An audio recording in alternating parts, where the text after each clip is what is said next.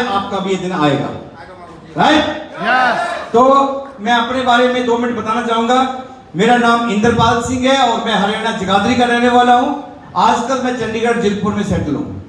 दोस्तों, इस अपॉर्चुनिटी में आने से पहले मैं इंडियन आर्मी में सर्विस क्या करता था, एक सोल्जर था और मैं दिल्ली में पोस्टेड था।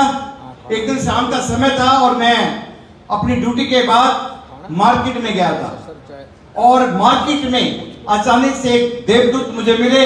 उस टाइम तो मेरे लिए अनजान थे, लेकिन आज वो मेरे देवदूत हैं और आज मेरे मेंटर हैं, आज मेरे महागुरु हैं। और वो मुझे मार्केट में मिले और एक छोटी सी मुलाकात में ये अपॉर्चुनिटी मुझे मिल गई। मेरी किस्मत अच्छी थी कि मेरी गर्दन हाँ में हिल गई। मैं नहीं जानता था नेटवर्किंग के बारे में, मुझे नहीं मालूम था कैसा होने वाला, लेकिन किस्मत अच्छी थी इसलिए गर्दन हाँ में हिल गई। और बिलीव करना, जिस दिन इस बिजनेस को ज्वाइन किया था, प्रोडक्ट परचेजिंग करने के लिए अपने पास में बैलेंस नहीं था, मेरे पास इतने पैसे नहीं थे, लेकिन मैंने फॉर्म फिलअप करके सेम डे ज्वाइनिंग का प्लानिंग किया और मैंने लोगों से उधार मांग के इस बिजनेस की शुरुआत किया। काम करने लगा और जब मैं काम करने लगा तो कुछ दिन के बाद सर मेरे को दिल्ली के अंदर एक वेन्यू हुआ था, उसमें ले गए और वहां पे जाके जब मैंने वेन्यू देखा और मेरा मतलब कॉन्फिडेंस थोड़ा और बढ़ा और वहां पे टारगेट की बात हो रही थी कि ये लोग टारगेट जीत के आए, इन लोगों ने टारगेट जीता है या फिर कंपनी का टारगेट चल रहा है तो आप टारगेट जीत सकते हैं।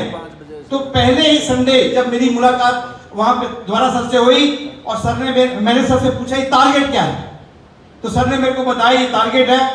और दोस्तों 3 महीने का समय होता है हमारी कंपनी की तरफ से, लेकिन 2 महीने का समय निकल चुका था, मात्र 1 महीने का समय बचा हुआ था। सर ने बोला पूरे 30 दिन बाकी हैं और आप गोवा का टारगेट जीत सकते हैं। उस टाइम गोवा का ही टारगेट था और कोई टारगेट नहीं था, सिंगल एक टारगेट था। तो मैंने बोला कि सर ये कैसे होगा, तो बोला सर प्लानिंग हम करवा देंगे और साथ भी दे देंगे, आप करने की हिम्मत रखो। मैंने हाँ सर बिल्कुल टारगेट जीतेंगे। तो सर ने मेरा साथ दिया, मेरे को जैसे गाइड किया मैंने वैसा किया और हमने 1 महीने के अंदर ही जो गोवा का टारगेट था वो अचीव कर लिया। और गोवा का टारगेट अचीव करने के बाद पैसे भी अच्छे आए, साथ में कुछ लोग टीम में भी आ गए, साथ में मुझे गोवा जाने का मौका मिला और मैं पहली बार जिंदगी में 5 स्टार होटल में रहा और गोवा जैसी जगह पे मैं गया। मैं जिंदगी में पहली बार गोवा जाके 5 स्टार में रहा था और वहां पे जब गोवा में गए इस तरह का माहौल था जैसे आज आए हुए विनर ट्रिप में, ऐसा ही वहां पे एक माहौल था। और वहां पे महागुरु जी, नरसिंह अग्रवाल जी और बहुत सारे मेंटर लोग, बहुत सारे टीम के अचीवर्स लोग, बहुत सारे लोग वहां पे पहुंचे हुए थे। और जब हम वहां पे पहुंचे तो इतने सारे लोगों को मिला तो उनकी बातें सुन के, वहां का माहौल देख के मेरा जो बिलीव लेवल था और बढ़ गया, कॉन्फिडेंस बढ़ गया कि यार मैं भी इस काम को करूंगा। अगला टारगेट कंपनी ने कुछ दिनों के बाद दे दिया लैपटॉप का। तो मेरे मेंटर ने मेरे को बताया कि अभी आजकल तो मल्टीमीडिया है, सब कुछ पता चल जाता है। उस टाइम क्या था कि हमारे पास तो फोन भी होता था तो खाली मिस कॉल करने के लिए, हम उससे फोन भी नहीं करते थे, सही है। और इस तरीके की जानकारी फोनों पे इतनी ज्यादा नहीं होती थी, लेकिन फिर भी सर ने मेरे को बताया कि इंद्रपाल जी बताइए इस बार टारगेट आ गया है लैपटॉप का। तो मैंने बोला सर कब से कब तक है, तो सर ने मेरे को बताया। फिर मैंने पूछा कि सर मेरे को कितना काम करना होगा, तो सर ने बताया कि आपको इतना काम करना होगा। मैंने बोला सर डन, मैं टारगेट को जीतूंगा। और मैंने कॉन्फिडेंस के साथ बोला था और कमिटमेंट किया था सर टारगेट जीत के दिखाऊंगा, और मैंने वो टारगेट जीत के दिखाया, सेकंड टारगेट जीत के दिखाया। मेरे को कंप्यूटर की एबीसी नहीं आती थी, लेकिन सर ने मेरे को लैपटॉप दिला दिया। अब लैपटॉप दे दिया। मैं आर्मी में एज ए स्पोर्ट्समैन भर्ती हुआ था और वेट लिफ्टर था, वहां पे वेट लिफ्टिंग का नेशनल प्लेयर रहा हूं और काफी साल वेट लिफ्टिंग किया था। और थोड़े से हाथ जो थे वेट खींच खींच के थोड़े उंगलियां भी मोटी हो गई थी, लेकिन लैपटॉप छोटा सा मेरे आगे आ गया। मैं एक बटन दबाता था, 2-3 बटन दबे देते थे उसमें, ठीक है। लेकिन कुछ भी हो, अपने पास क्या था, लैपटॉप था। और मेरे को 2 ही चीजें आती थी, एक तो उसको खोलना और दूसरा उसको बंद करना, इसके अलावा कुछ आता ही नहीं था। इंद्रपाल सिंह लिख रहा हूं तो आई ढूंढते थे हम, आई कहां है, ये गुम हो जाती है हर बार। तो मतलब कुछ भी नहीं जानते थे, लेकिन लैपटॉप जीत लिया और लैपटॉप जीतने के बाद कॉन्फिडेंस और बढ़ गया, क्योंकि पैसे भी आ गए, टीम भी और बढ़ गई। और जब सेकंड लैपटॉप टारगेट जीता तो सर ने एक बार बोला, अगर इंद्रपाल जी आप लगातार टारगेट जीतते गए ना, आप बहुत जल्दी डायमंड बन जाएंगे। तो किस्मत से अगला टारगेट आ गया थाईलैंड का। और हमारे यहाँ पे रिलेशन में बात करो या पंजाब में वैसे भी कहीं बात करो तो विदेशों की बातें होती है ज्यादातर, सही है? क्योंकि हर घर से कोई ना कोई विदेश में घूम रहा होता है। तो हमारे घर से कोई था नहीं, तो अपने जब थाईलैंड का टारगेट आया तो मैंने बोला यार ये पक्का जीतेंगे और थाईलैंड जाके आएंगे। तो मैंने अगला टारगेट फिर से कमिटमेंट किया कि सर टारगेट जीतूंगा। मैं 2 ही चीजों से जीता हूं यहां तक, मैं 2 ही चीजों से पहुंचा हूं यहां तक, एक तो टारगेट और दूसरा अपने अपने से किया हुआ कमिटमेंट। ये 2 पक्के हैं। टारगेट की बात आई थाईलैंड जाने की, मैंने खूब कोशिश की और मैंने तीसरा टारगेट जीता। और जब लास्ट कर रहा था टारगेट का तो मेरा कुछ बिजनेस वॉल्यूम कम था, रीडी कम था, तो मैंने आर्मी से 1 महीने की छुट्टी ले ली और मैंने अपने पिताजी को नहीं बताया कि मैं छुट्टी पे हूं, क्योंकि किसान का बेटा बाहर रहे ऐसा हो ही नहीं सकता, सही है? हमारे पापा तो ही बोलते थे, बोलता यार सीजन चल रहा हो, मिट्टी का बंदा मिल जाए वो नहीं, मतलब वो भी काम आता है, तो अपने घर का आदमी है, सही है नहीं? तो मैंने घर वालों को नहीं बताया और मैंने अपने टारगेट की छुट्टी लिया पूरा महीना, जहां पे मैं चंडीगढ़ में रहता था वहीं पे रह के और पूरा काम किया। और कुछ भी हो जाए एनी कंडीशन करके लास्ट वाले दिन मेरे को करीब 13-14 डीडी कम पड़ गई और सर से मेरा कमिटमेंट हो गया कि टारगेट जीतना है। और सर को मैंने बोला सर मेरी कुछ टीम दिल्ली में है और बाकी मैं कुछ यहां से करता हूं, आप थोड़ा सा दिल्ली वाली टीम को देख लेना। सर ने बोला पक्का, इधर से मैं देख लूंगा, उधर से आप देख लेना। हमारा समझौता हो गया कि 5-7 डीडी आप ले लेना, 5-7 हम करवा देंगे। हम तो अपने हिस्से की ले आए, लेकिन दिल्ली आए तो जो सर के हिस्से की थी, मैंने पूछा, मैं कहा सर उनका क्या हुआ? बोला तो कोई फोन ही नहीं उठा रहा यार। मैंने बोला ये तो टारगेट जीतने हैं, लेकिन कमिटमेंट किया हुआ था अपने से, कुछ भी हो जाए टारगेट जीतूंगा।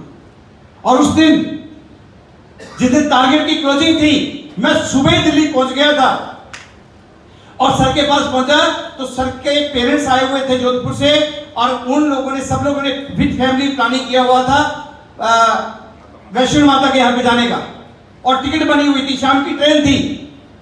और मैं सर को पकड़ के लिया, मेरे को नहीं पता, आप जहां भी जाना बाद में जाना, लेकिन पहले टारगेट होगा। तो हमने कोशिश की, कोई फोन ना उठाए, तो सर मेरे को क्या बोलने लगे, इंद्रपाल जी ऐसा है, आपका कॉन्फिडेंस देख के, आपकी जिद देख के मैंने मान लिया कि तो थाईलैंड जीत गया। मैंने बोला नहीं सर, कंपनी से कह लगा दो, अभी चले जाता हूं, लेकिन अगर कंपनी नहीं मानेगी तो इंद्रपाल सिंह भी पूरा करके ही मानेगा इसको। आप जाओ, समय हो चुका है।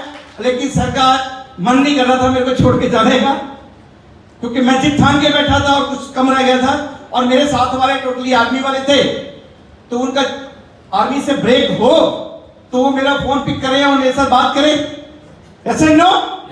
मैंने कई बार फोन किया, उसमें मेरे यहाँ पे भी कुछ लोग बैठे हुए हैं, उन्होंने मेरा साथ दिया और मुझे अच्छा है और मुझे याद है और हमेशा याद रहेगा, उनको मैं याद भी रखूंगा।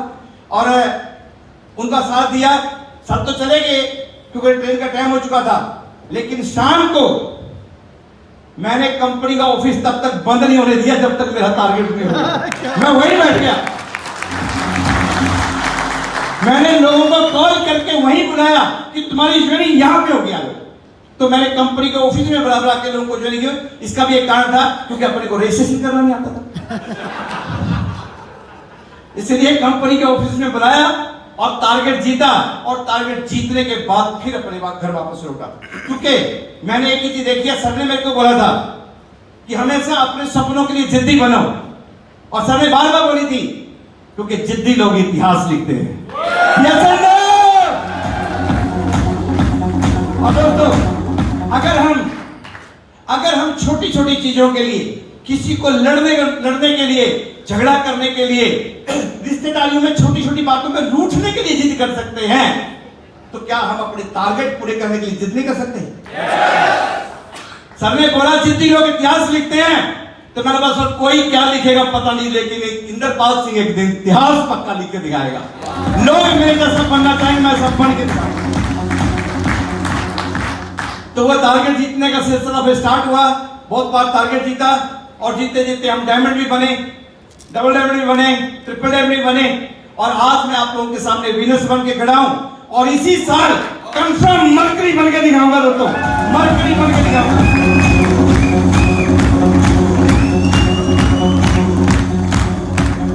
क्योंकि पहले मैं अकेला था, फिर कुछ लोग साथ में आए, फिर और कुछ लोग साथ में आए, फिर और कुछ साथ में आए, लेकिन आज हिंदुस्तान की सबसे दमदार टीम मेरे साथ में है, तो हम हर टारगेट जीत के दिखाएंगे, हर इतिहास से जीत के दिखाएंगे।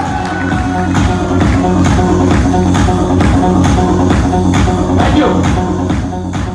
इस बिजनेस से 2 बार यूरोप जाके आने का मौका मिला, थाईलैंड तो कई बार चले गए, उसके बाद और भी बहुत सारे टारगेट जीते, लैपटॉप के 2-3 टारगेट जीते, लैपटॉप के गोवा टारगेट भी जीते 2 बार, मोबाइल भी जीता, ऐसे करके बहुत सारे टारगेट जीते।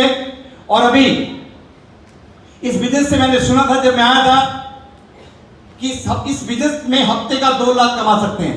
कितना कमा सकते हैं?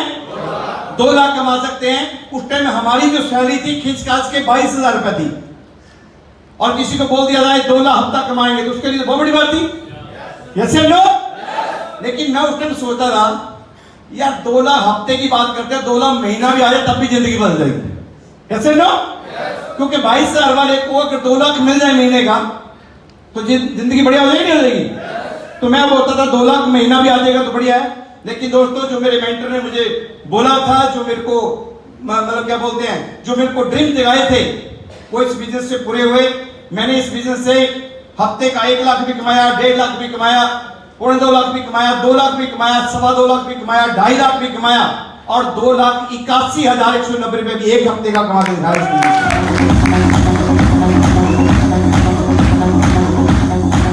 और अभी लास्ट कुछ ही दिन पहले इस बिजनेस की मैं आपको पावर बताना चाहूंगा दोस्त, कि बिजनेस बहुत खूबसूरत है और बहुत